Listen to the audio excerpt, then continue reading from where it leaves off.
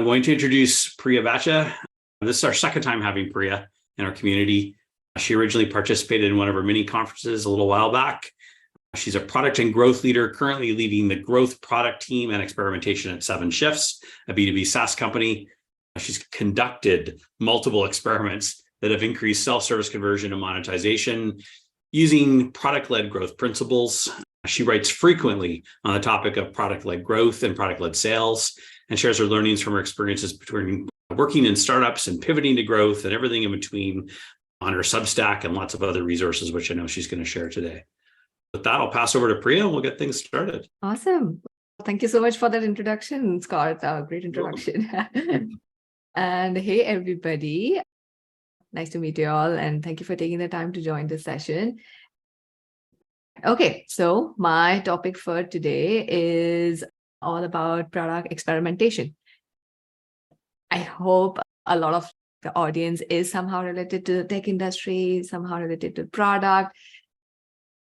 This product experimentation overall is just kind of misunderstood a little bit, and I want to touch upon what it really means. Also, while I operate from the PLG principles like Scott mentioned, I do not think that PLG is basically, you need to be having a free trial or freemium product to do PLG.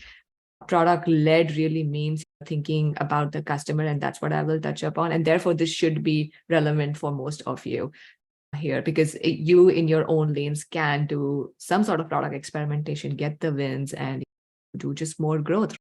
End of the day, everybody wants to grow their product. So things we'll cover today. I will touch upon what product-led growth is, what it means, and why does it matter. Experiments as a tool to drive growth. And again, what do you prioritize? You cannot just run any experiment and say, yeah, we're getting the wins. What do you need to prioritize in again, whatever you're trying to do? And then running minimal viable tests and analyzing the results is something that we'll go over. So what is product-led growth and why it matters? Anybody here actually doing product-led growth in your orgs? Feel free to post a message. Product-led growth means that everybody in the organization is focused on customer success as the means of driving your product and your company effectively further and just growing it. Right now, it is mostly used in the connection to a growth motion. A growth motion can be marketing-led, it can be sales-led, and then it could be product-led. When it is product-led, you're basically putting the onus on the product to acquire, expand, convert, and also retain customers. End of the day, the product is what delivers that value to the customer. It helps them activate, it helps them get to their aha moment. And then eventually, if you also have a self-serve like monetization or a checkout process, the customer can actually also check out. So that is what product-led means, or how it looks in a product. But what does it have? What are we actually doing when we are saying product-led? If you think about it, we are actually talking about just being deeply empathetic with the customer. When was the last time you actually bought something from a salesperson? I can't remember anything that I recently bought from a salesperson, right? I want to trial before I buy. I want to see whether the product can solve my problem. And that's when I will actually go ahead and make the purchase, or maybe sign a contract as well. If you've realized the value, that's when you actually reach out to the salesperson and make the purchase, right? So at the core of it, it is actually just thinking about customer success. It's actually thinking about being deeply empathetic towards the customer's needs. As startups grow, what ends up happening is we almost end up becoming a feature factory. We want to solve the next big problem for the customer, and we forget what that feature is actually solving. And that is what actually product-led means, right? It doesn't mean that you necessarily need to have a free trial, you necessarily need to have a free plan. While those are the things desirable, because that's how the person can get, or a customer can get into your product. But even if you do not have a free trial or a free plan, you could still be product-led. Think about what the customer wants. Think about how the customer will discover that feature that you're building. Think about how they will get activated. And that is what product led is. And that's why I just wanted to simplify that a little bit and set the table for the rest of the conversation. And just to give you an example of some of the best product led companies, again, Miro is something that I use a lot. You would have used Zoom, right? Again, did it require you to reach out to a salesperson? No, like you could try Zoom, get onboarded, start using it so easily. And then there's Jira, something that most of the tech people also use. Productboard, right? It is also such a cool tool, right? Again, very product led. And just one more thing that I wanted to touch upon in product led growth is you cannot do product led growth in a silo. Product led also means, like whatever I explained before is what it looks like for the customer. How it looks like within the company is that everybody is thinking or is on the same page. You're measuring the same metrics. Also, just there's company-wide alignment of what does customer success need to, right? Like it cannot be that marketing is only thinking about increasing MQLs. It cannot be that sales is only trying to optimize for their closed ones. It is how you all come together, how each of these departments come together to build a holistic experience, to reach out to the right kind of customer and then make that sale or even expansion, right? Like even in case of upgrades, you're reaching out to only those customers who actually are showing some sort of product intent. They're using product to a certain extent, and they are the right people to reach out to. So with that, I think I just laid the groundwork for what product led really means. One more thing and why it matters. I think it matters even more in our current circumstances where we almost in a recession. I don't know if I can use that word. Things have slowed down a lot in the tech industry. We have to do a lot with limited resources, right? And which means we need to grow a lot with similar resources or even less resources. Therefore, you need to get really efficient with the kind of resources that you have. And this is again where product-led principles come into play, because you're building once and that growth can keep compounding. Like you build in product once.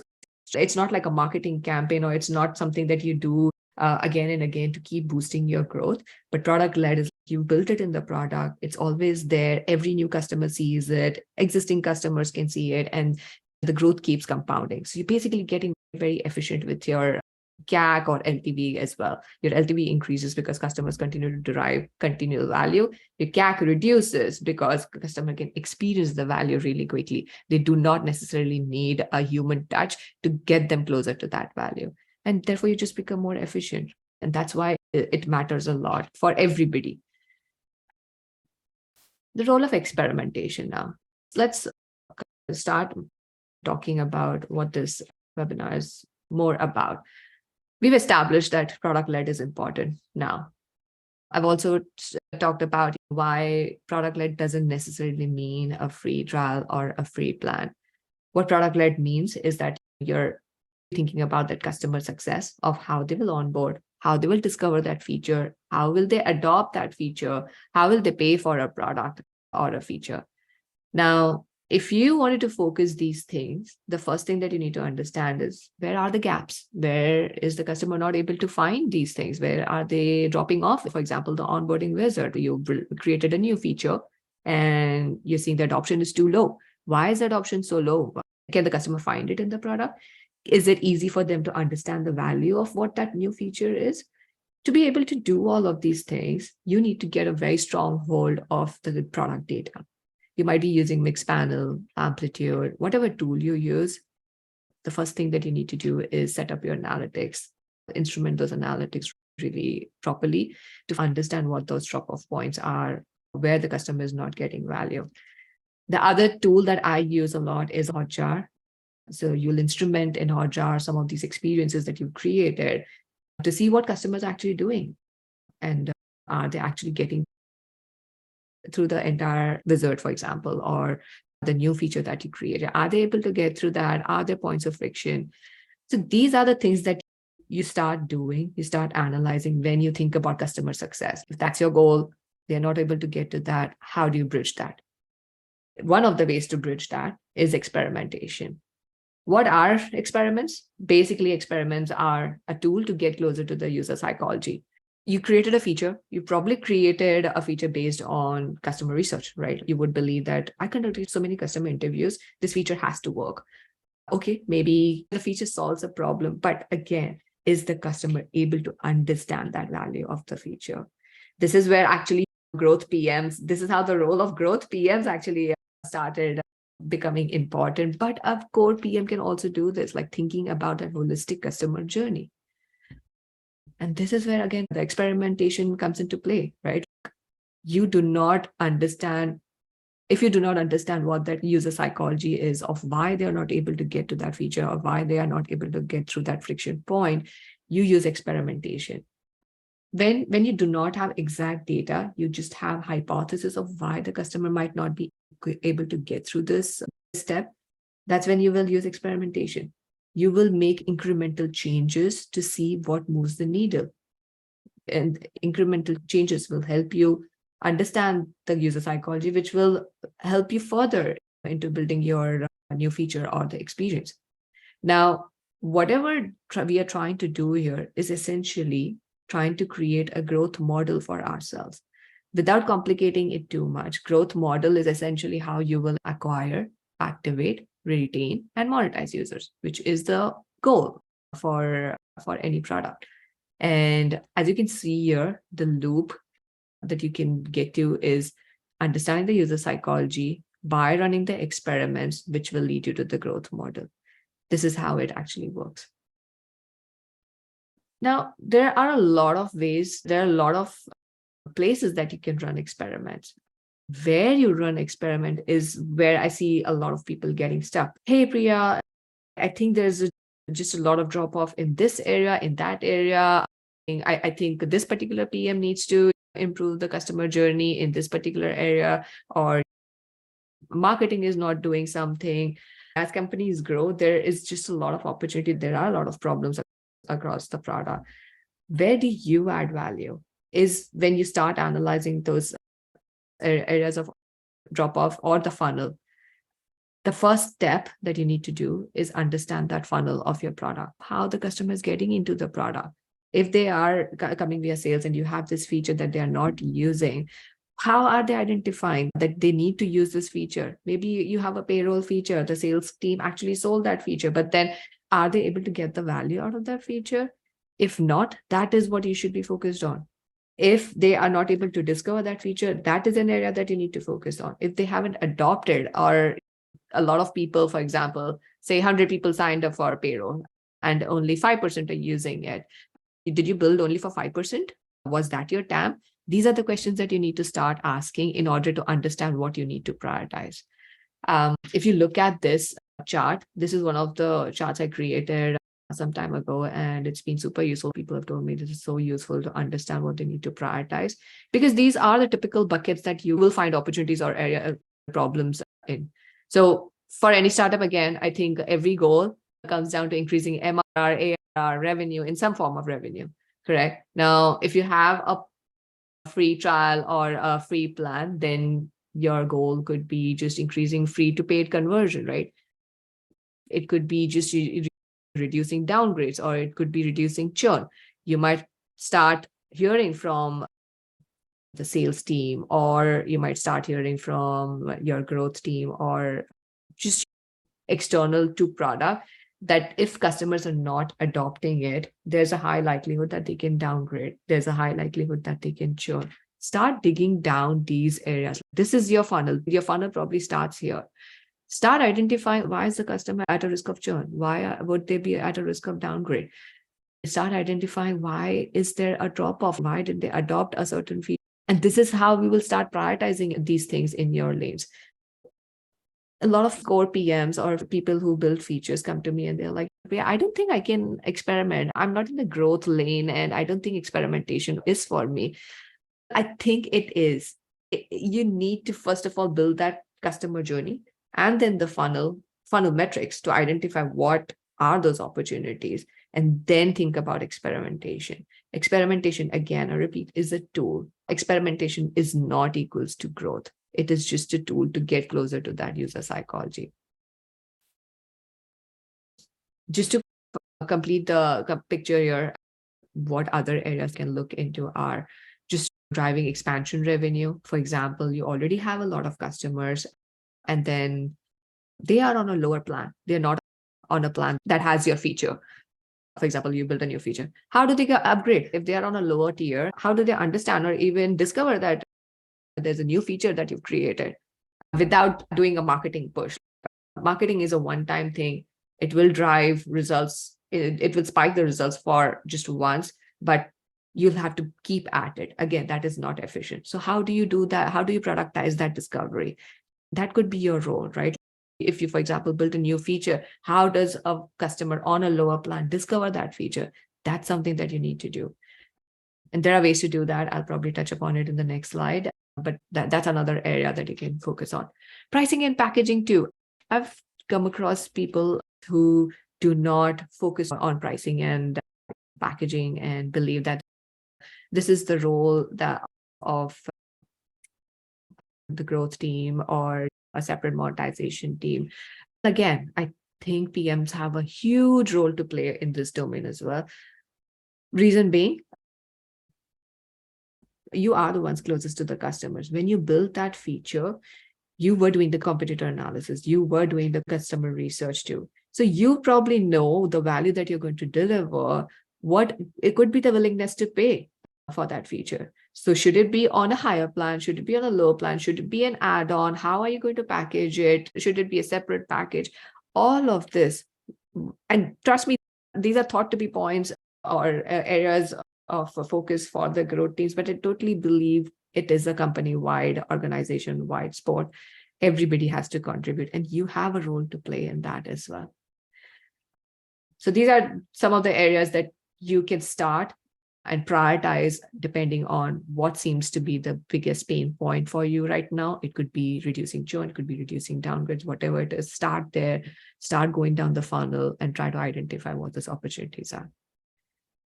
Okay, once we've done that, how do you do this experimentation? And again, I want to just emphasize on how to think more than just giving you pointers on this is what you need to do. Just trying to emphasize where do you start thinking? So these are questions I get from PMs I coach and mentor. I'm a core PM. What role do I have to play? Is experimentation for me? I don't even have the right tools, all of these things. Again, if you are a core PM, think about these areas when you're starting with a new feature as well. Like maybe you built a feature and then you can come back and look at that funnel. But what could you do if you were just starting out and building a new feature? Think about how the product will be or the feature will be discovered. Think about how it will be adopted. Are you creating a habit? It's just not important to create a feature and then just show that value once, but you want to create that habit, right? And that's the only point of the customer is going to pay for it. So these are the things that you need to keep in mind when you're building that feature. Some of the areas that you can look into, if you were focusing on discovery or building for discovery, is that feature buried in the product? Can the user discover it in their regular workflow? Customers are a creature of habits. You build a certain workflow for them, and suddenly you want them to incorporate another step in their workflow. It's super difficult. I've discovered this multiple times while being a feature PM or a core PM that I was asking a customer to take additional step and it's super difficult for them to do. Again, thinking about how will that be a part of the regular workflow? Are you taking steps away or you're adding more cognitive load to them? So again, thinking about those things will help you simplify the process. Again, that customer success that we're talking about, end of the day, you want the customer to be successful in whatever they're doing. And then again, are you building it only for the new user or an existing user as well? Just segmenting users that way will open up a lot of things you need to think about. If they were a new user, they do not know anything about the product, right? So they have to start from the beginning. Whereas if the customer is your existing customer, they will probably know the nuts and bolts of your product, and this might be an easier thing for them to understand, and it might be easy for you to build. So again, who are you building for? Similarly, how does the customer adopt these features? Does the customer need more permissions? So many times I've observed you build a new feature, but the customer doesn't even have the permission to try that feature, or they do not have the right setup to be able to adopt that feature. So think about those things, and then creating a habit. Okay, the customer has seen you did a marketing campaign, they found the feature, they liked the feature, but were they able to create a habit around it? If they did not create a habit around it, what are you doing? Are you trying to bring them back in the product? Are you sending the right kind of notifications? Do you understand the customer so deeply that if they have a core frequency of doing something, example, let's go back to the payroll example. Customers run their payroll bi-weekly, maybe weekly, again, depending on who your customers are, weekly, bi-weekly, monthly. Are you sending them the right kind of notifications or the right kind of in-app messages to bring them back to using that product? Those are, again, aspects of discovery, adoption, and habit as well. And then monetizing the value. If you build something and you're charging almost double what your competitor is charging, no matter how good your feature is, it will not get adopted, right? Customers are averse to paying more. They want to get a lot of value first, and then they might be able to pay you an extra buck if your product is really solving that problem. So again, how's your product differentiated from the competition? If it is differentiated, yes, maybe customers might be willing to pay more, but then you need to show that value. And this is where you need to spend a lot of time just analyzing this part of that go-to-market strategy of your product, and need to do a lot of research and experimentation as well. Maybe you launch with a certain price point, but if you do not see that kind of adoption happening, then you need to reduce the price point, think about a different pricing model. All of these, I believe, are very much a feature PM or a core PM's role as well. A growth team can help you, but at the same time, you have a massive role to play. So to answer this question, is experimentation for you? Yes, it is. Okay, so we've talked about what to prioritize, where to run experiments, where to start. Wherever you start, there are a few prerequisites. I've already talked about the importance of data.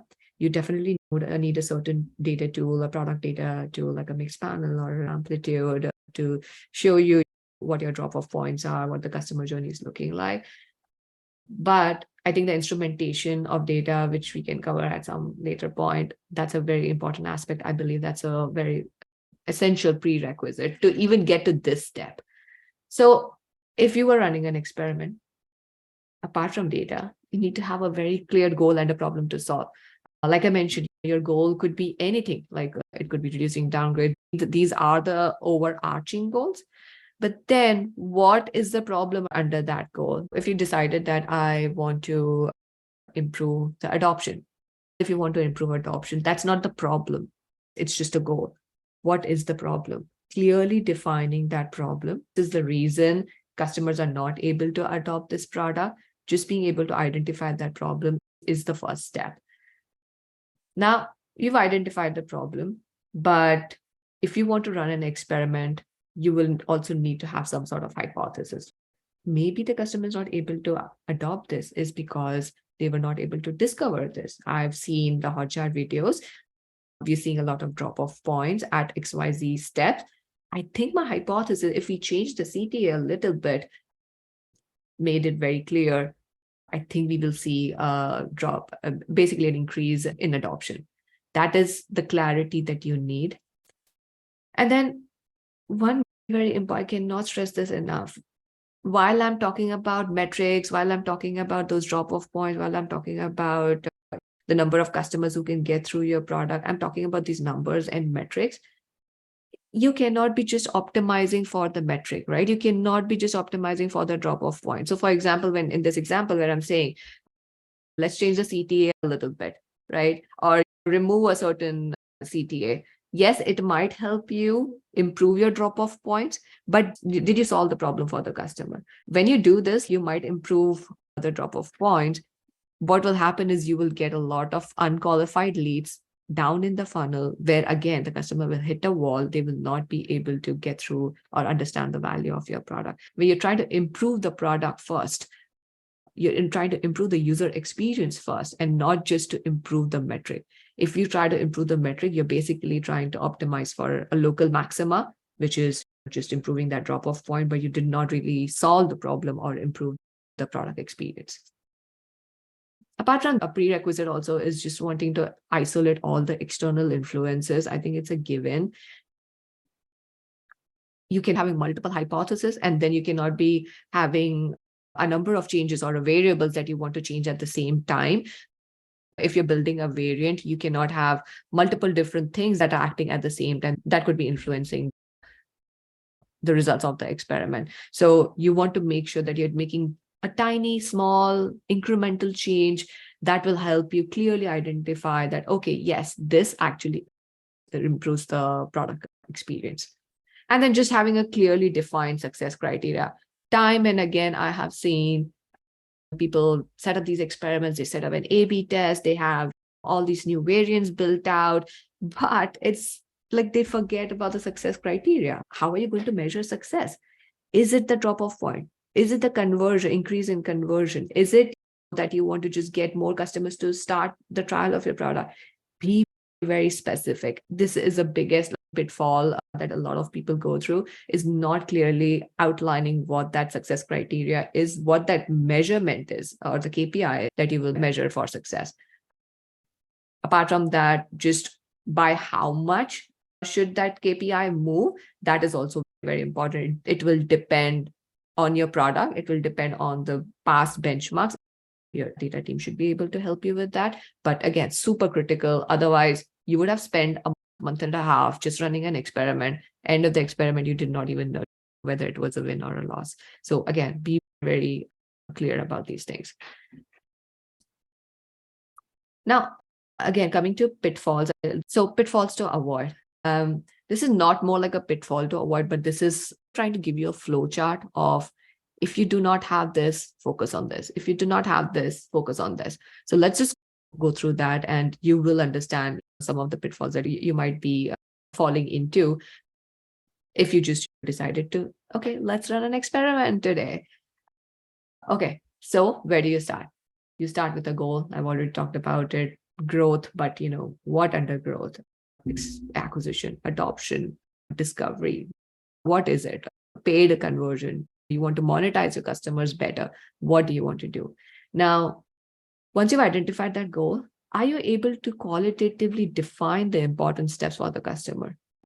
Can you build that customer journey, first of all? In your mind, you think that a customer is not able to get through this journey, but do you have a clearly laid out customer journey that this is the ideal happy path that a customer should go through? That's the first thing that you need to do. If you don't, build that customer journey. This is rigorous work. This is something that you need to do. I know how busy we all are, but if you wanted to improve these things, and by the way, a lot of times you'll find a very small change can have a very big impact, like just working on discovery sometimes. Just making a small UI change has driven conversion by almost 5%, which is huge. The amount of work that I did was very little. The development work was very little, but because I understood that customer journey and the drop-off point, a very small UI change actually lifted conversion by 5%. It was a huge win for us. So the rigor comes before. The development work would be little, but it can have outsized impact. So first, create that customer journey. Now, once you've clearly laid that customer journey, do you know how you're going to measure success? Again, I think I keep stressing on this. Adoption, but again, under adoption, what do you define as adoption? Adoption is just the goal. The output metric could be the customer invited so many team members. That could be an output metric. The customer ran so many payrolls. That could be an output metric. So what is your clear output metric? Then when you have identified that output metric, you need to identify what your input metrics are. Running a payroll is the outcome. It's the end result. It's not the input metrics. So what you optimize for, what you run experiments on are the input metrics, and output metrics are not in your hand. So once you have identified the output metric, you need to identify what your input metrics are. Lay down if the customer invited their employee, if they added their bank account, if they set up some permissions or set up some criteria. These are your input metrics, which will drive the outcome of running a payroll. The experiments that you will run are on the input metrics. You will try to optimize those small things that will eventually lead to the output metric. So again, output metrics, be clear on your input metrics, list down what your input metrics are, onboarding, completion of checklist steps, creation of that first project, creation of that first video, whatever that is, that will lead you to that outcome.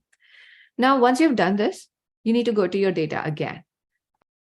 You've identified your input metrics. Now you need to understand, okay, where these numbers are today. What is the benchmark going to look like? You might have a number of input metrics. Some input metrics might be looking really healthy. Forget about those. Think about the metrics that are not healthy. Between two steps, I'll give you my example. We improved the onboarding wizard a lot. But at the last step where we're asking for a mobile number, we were seeing 30% drop off. Overall, we've improved the onboarding wizard completion by 50%, I think 50 to 60%. We improved the overall completion. But it throws me when I still see there's a drop off on the last step of the wizard, and the drop off is 30%, which is huge, right? Like, I'm asking for a mobile number. It's very clear that it's optional. I just don't know why it's not working. So this is what data tells me, that this is the step that you need to focus on now. There's a 30% drop off. Yes, you've got the onboarding completion to 70%, but then this step is still an area of opportunity. This is what data will tell you. This is what that amplitude or mixed panel will tell you. So again, track these steps really clearly in your product analytics tool. Look at Hotjar, go back to your Hotjar, or run user tests. You can do live user tests as well. Just ask a customer, sit down with them, give them a prompt, and ask them to complete a certain set of actions. You will be able to identify areas of friction, and those are the areas you should start diving into to run the first experiment. And these other areas will actually give you those hypotheses as well that I was talking about, that, hey, I think this customer got stuck at XYZ step. I think the CTA wasn't clear. I think the action button is hidden somewhere. Let's make it more prominent and see how this has an impact. And that's when you will get that first experiment that you need to run. And if you don't have all of these things in place, don't waste your resources. Go back to your goal. Go back to what you really want to do before moving forward with any of the next steps. And then this might be covered already a little bit, but now that you've run an experiment, analyze this with your data team. If you have a data team, that's great. If you have an A/B testing tool, great. Success and failure. Every single experiment, it just wouldn't tell you, like, in terms of just significance and everything. Those things are great. But we started experimenting to understand the user psychology. Did you learn something new about the user? Did you uncover something that can guide your next experiment? Let me give you an example. So I ran an experiment where I was trying to improve, I think I was trying to improve the activation rate of a new user. And when we are doing an A/B test, we are not just measuring that outcome. We always have some secondary metrics that we want to look for. So secondary metrics such as how quickly was the customer able to invite a new team member? If you're in a B2B space, you would know what I'm talking about. How quickly did they invite another team member? How quickly did they get to the aha moment? Some more secondary metrics or some more detailed metrics that compare the control and the variant. Such an analysis itself will guide your next experiment. We were able to identify not just the input metric that we kind of drove that improved conversion. We identified a few more levers, at least 2 more levers that could actually help us drive conversion. We understood that inviting employees faster helped us drive our conversion by a huge amount, which we were not considering before. We were trying to just optimize the flow for the aha moment. We were not trying to optimize the flow for inviting your team members faster. That's a lever we identified from the same experiment because we did much more deeper analysis on that experiment. Similarly, there was another lever, again, very specific to my product, but it was about the action, the first action that the employee takes. It sends a feedback loop to the manager or to the employer or to the admin. Now, we understood any sort of feedback to the manager, admin, it makes sense. In hindsight, it's such a no-brainer, but this is what you can prove in a controlled environment as well. When you're running an experiment, it's a controlled environment. You can clearly talk about that causation, that the user took these steps, which actually led to the feedback loop, which actually improved conversion. So you see where I'm going with this. An experiment is just not an isolated thing that you do. You also need to learn something new about the user. You need to learn something new about your product. That's a successful experiment. And of course, that why of this is simple. This is why you ran the experiment, and whether that was successful or not, you should be able to clearly tell that. And the reason I'm mentioning it here is because a lot of times people don't even know whether it was a success or failure. They just say, oh, yes, the variant just improves conversion, but why? Do you clearly know that?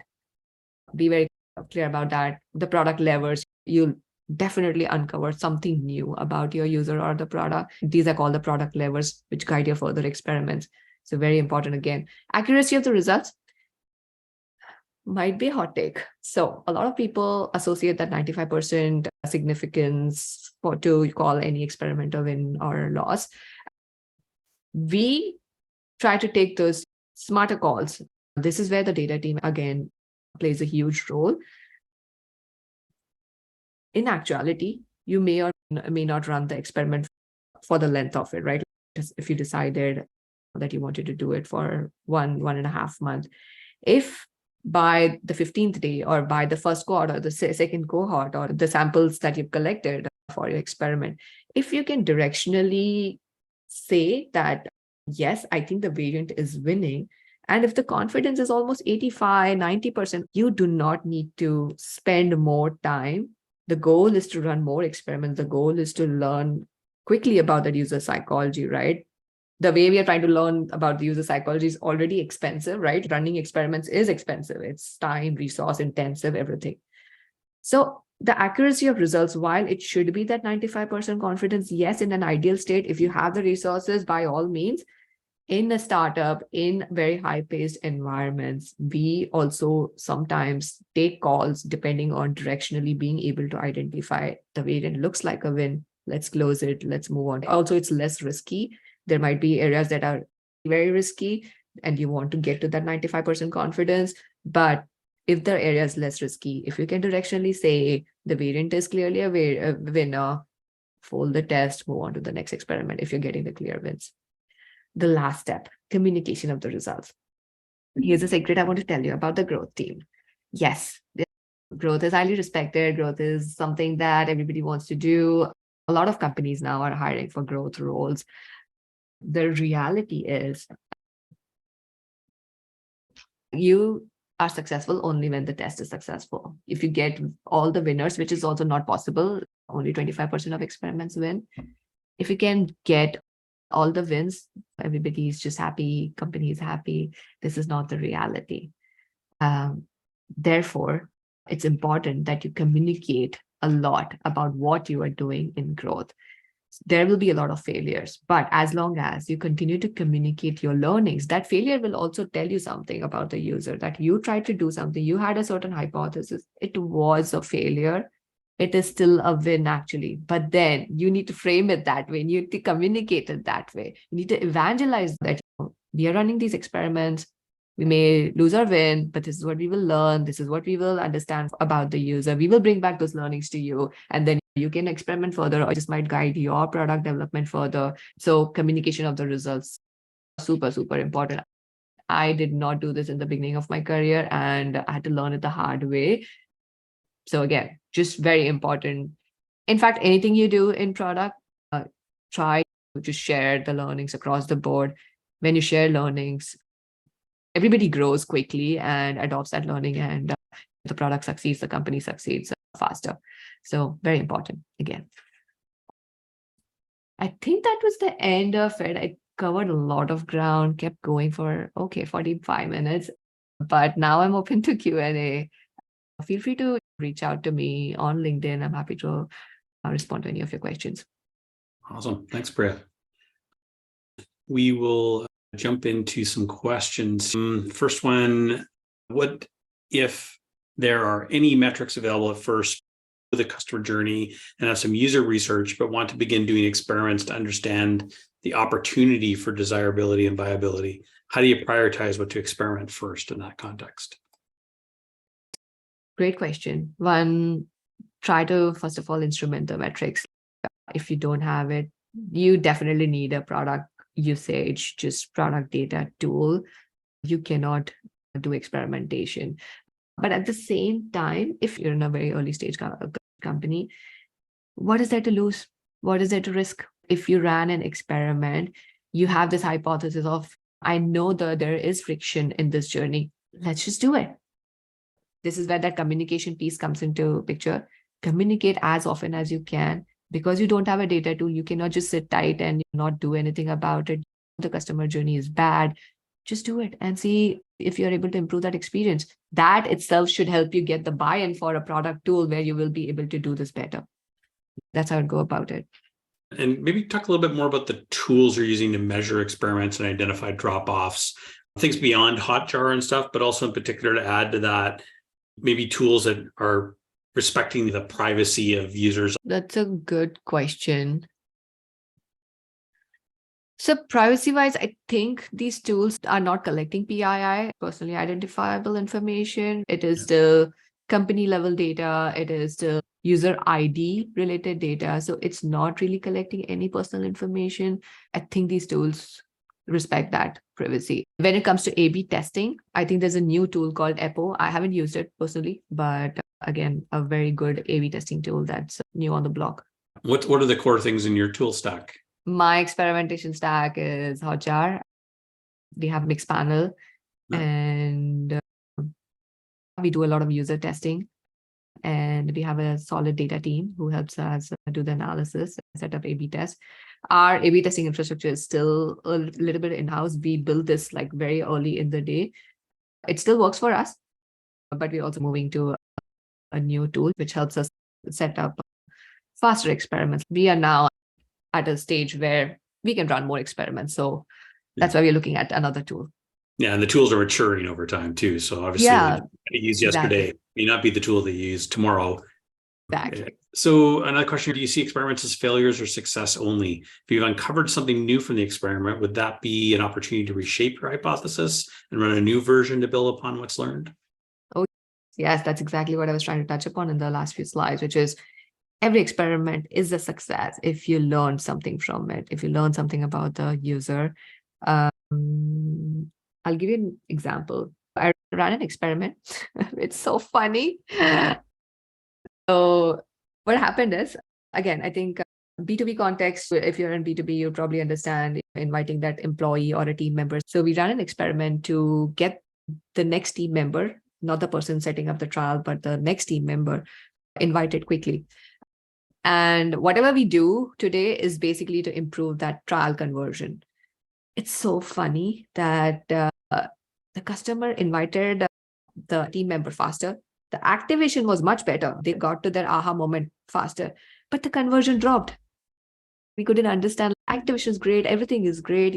I think they're getting to their aha moment. Why did the conversion drop? And as we started diving deeper into test results and analysis, we understood that we made it actually very difficult because we tried to simplify one step. We actually made something else very difficult, like setting up the team member's entire profile.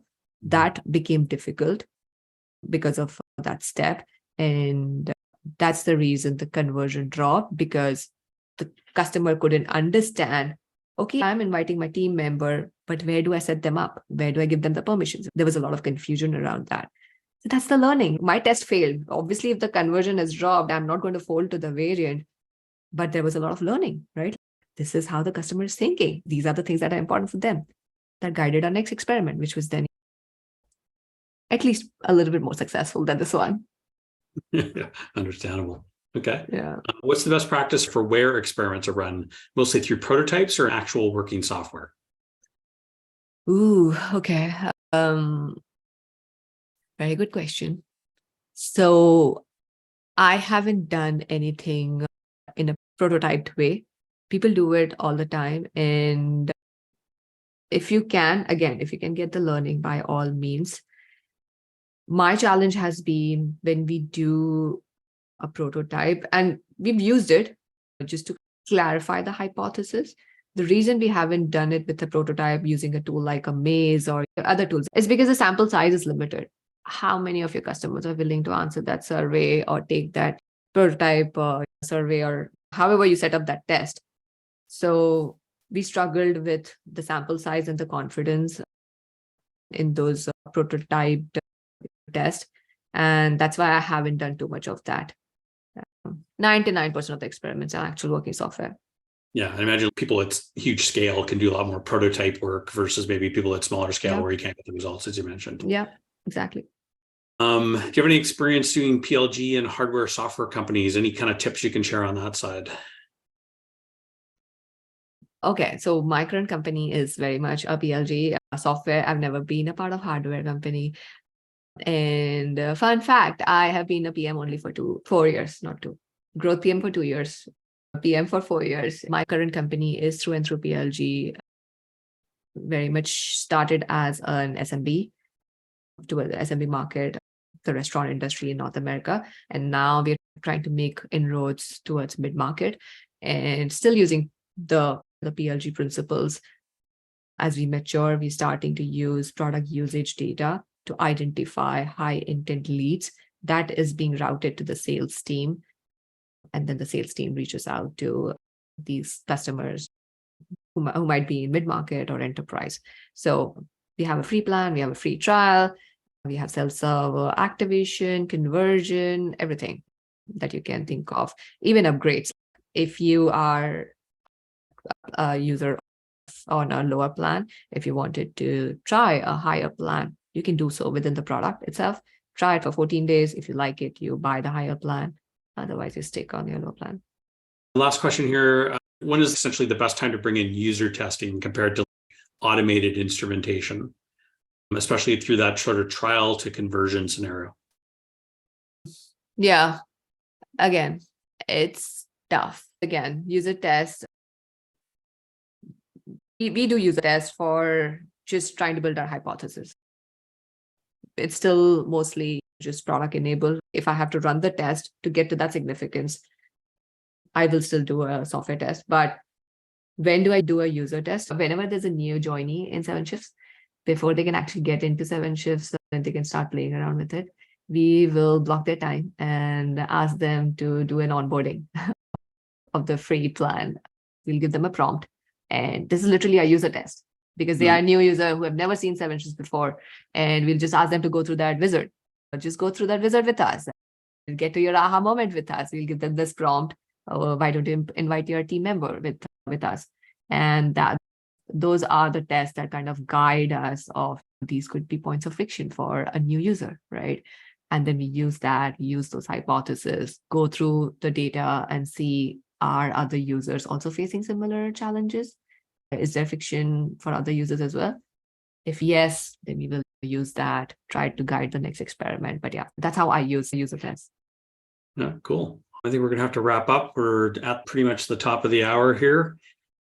I'm just going to pop a quick little bit in the chat there for everybody, but I invite you to fill out our post-event survey. We'd love to get your feedback on today's event. If you want to continue the conversation or we didn't get a chance to get your question, feel free to post it up in our Slack community. We'd be happy to get Priya to jump in there and answer. And if you want to learn about speaking here at Product Makers, you can find out more on our website. We have lots going on in the community, events most weeks, programs, including our mentoring program, roundtables, book club, and workshops, and just starting up some meetups, both in person and virtual as well. So again, more to find out there on productmakers.com. We have lots of speakers coming up in the coming weeks. Next week, we have James Jordan, our roundtable, and Jordan Bergstrom joining us. James will be talking about finding that job in product management or dealing with the employment landscape today. And Jordan as well here talking about how to get the most out of your PM team. And with that, thank you very much, everybody, for joining us. Thank you, Priya, for everything. Really great to see you. And we look forward to seeing you back another time again.